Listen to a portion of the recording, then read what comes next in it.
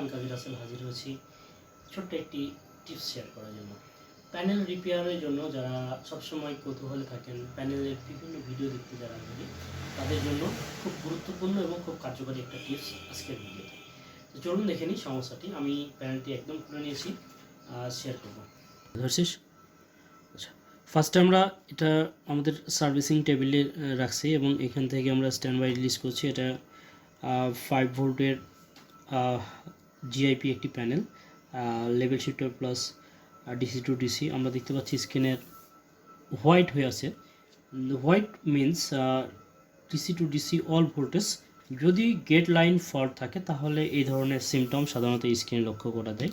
অনেকেই স্ক্রিনের দিকে লক্ষ্য না করে টিকনের বিভিন্ন আইসি রিমুভ করেন বেসিকের অভাবে। তো আমাদের ট্রেনিংয়ে সবসময় আমরা বেসিক নিয়ে ক্লাস করাই। একটা টিকনের প্যানেলের গঠন কী হবে সেই প্যানেলের গঠন বুঝে সার্ভিস করানো। তো আমরা এখানে দেখতে পাচ্ছি শুধুমাত্র নিচের অংশ কিছু পরিমাণ ছবি আছে, বাকি ছবি স্ক্রিনে হোয়াইট। তো এই সমস্যা সমাধানের জন্য আমরা এর ভোল্টেজ মেজারমেন্ট যদি করি তাহলে ক্লিয়ার করে নিস। 5 ভোল্টেজ প্রপার, 5 ভোল্টেজ ওকে। এরপরে DC to DC all voltage okay, কারণ আমার স্ক্রিনের নিচের অংশের ছবি আছে। এই নিচের অংশের ছবি আছে মানে আমার gate voltage all okay. Just এই ধরনের সমস্যা গ্লাসের ভেতরে ইন্টারনালি প্যানেল চলতে চলতে দীর্ঘদিন চলার ফলে এই গ্লাস লাইনগুলো শর্টেজ হয়ে যায়, আর শর্টেজ হওয়ার ফলে এই ধরনের সিমটম আমরা স্ক্রিনে লক্ষ্য করি। আর এই ধরনের সমস্যা রিপেয়ারের ক্ষেত্রে আপনাকে এই প্যানেলের পুরোপুরি বেসিক জানা খুবই প্রয়োজন।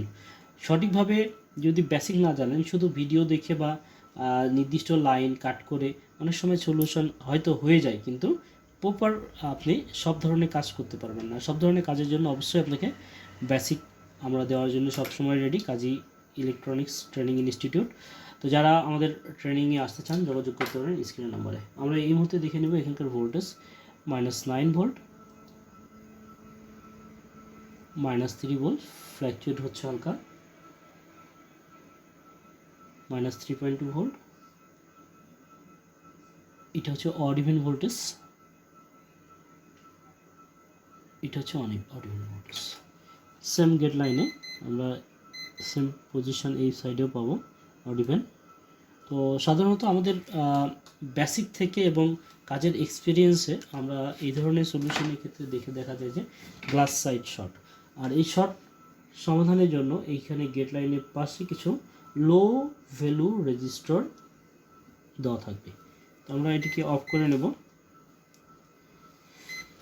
অফ করে নেওয়ার পরে এখান থেকে কিছু low value resistor, gate line resistor, এটা